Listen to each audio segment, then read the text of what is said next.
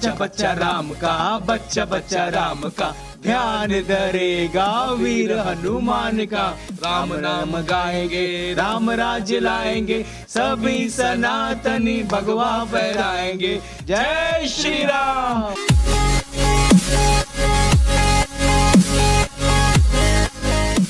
नमस्कार दोस्तों, आप देख रहे हैं इंडिया न्यूज़ और न्यूज़ एक्स और मैं हूं आपके साथ अंकित चंदेल। और इंटरव्यू को शुरू करने से पहले दो पंक्तियां आपको बोलना चाहूँगा कि म्यूज़िक की कोई ना भाषा होती है, ना आवाज़ होती है, ना कोई बाउंड्रीज होती है, ना कोई सीमा होती है। आप पूरे इंटरनेशनल से लेके वेस्टर्न से लेके ईस्टर्न कल्चर तक सब चीज़ का म्यूज़िक सुन सकते हैं, सब लिरिक्स को समझ सकते हैं। क्योंकि म्यूज़िक एक सिर्फ एक चीज़ नहीं है, एक आर्ट नहीं है, एक आत्मा है जो कि आपकी सोल के साथ कनेक्ट करती है। और आपको अगर आप खुश हो तो आप खुश वाला म्यूज़िक सुनते हो, सैड वाला म्यूज़िक सुनते हो, जिम में जाते हो तो मोटिवेशनल म्यूज़िक सुनते हो। तो म्यूज़िक एक ऐसी चीज़ है जिससे हर एक बंदा रिलेट कर सकता है, और जो बोल भी नहीं सकते वो भी म्यूज़िक से रिलेट कर सकते हैं। तो म्यूज़िक एक ऐसी, भगवान ने ऐसी कला बना के हमारे बीच भेजी, और इस कला को कुछ कलाकार हैं जो नाम देते हैं, कुछ कलाकार हैं जो लोगों तक पहुंचाते हैं, और ऐसे कुछ कलाकार हैं जिनका जो आर्ट है हमारे सबके दिलों में बसा हुआ है। क्योंकि कहते हैं ना कि जो अदाकार होता है उसकी कीमत याद रह जाती है, लेकिन जो कलाकार होता है उसकी कला हम सबके दिलों में याद रह जाती है। तो ऐसे कलाकार हमारे साथ मौजूद हैं, और इनका एक गाना आ रहा है जिसका नाम है जय श्री राम। तो इंटरव्यू के शुरू करने से पहले मैं सबको बोलना चाहूँगा राम राम। और डीजे शेजवुड सर हमारे साथ हैं, मुकेश मोदी सर हमारे साथ हैं, विशाल सर हमारे साथ हैं। सर बहुत बहुत स्वागत है आपका दिल वालों के शहर दिल्ली में। श्री राम। जय श्री राम। जय श्री राम सर जी। तो सर कितना अच्छा, सब ये तो सब पूछते हैं सर कैसे बनाया गाना, क्या किया। पहले ये बताओ कि कितना अच्छा लग रहा है यहाँ के दिल वालों के शहर दिल्ली में आके। सर बहुत अच्छा लग रहा है। दिल्ली मतलब मैं इससे तो न्यूयॉर्क से आया हूँ, तो मुझे तो भारत बहुत प्यारा लगता है। दिल्ली तो ऑफकोर्स दिल वालों की नगरी है। तो दिल्ली में, और अभी सैजू साहब बता रहे थे कि उन्होंने कि जो भी गाना जब लॉन्च किया दिल्ली में वो हमेशा बहुत अच्छा चला है। तो देखो ये गाना ऑलरेडी हमारा 70,000 क्रॉस कर चुका है, जिसमें आज ही रिलीज़ किया है। ठीक है सर आपको कैसे लग रहा है? देखिए मैं तो दिल्ली से ही हूँ, और एक्स फैक्टर के बाद मुंबई कर्म भूमि बन गई, क्योंकि दिल्ली में रिक्शा चलाता था तो मुझसे बेटर तो रिक्शे वाले से बेटर तो दिल्ली को कोई जानता नहीं है। हाँ ये है कि दिल्ली जय श्री राम। हम तो देखो मोदी जी के भक्त हैं।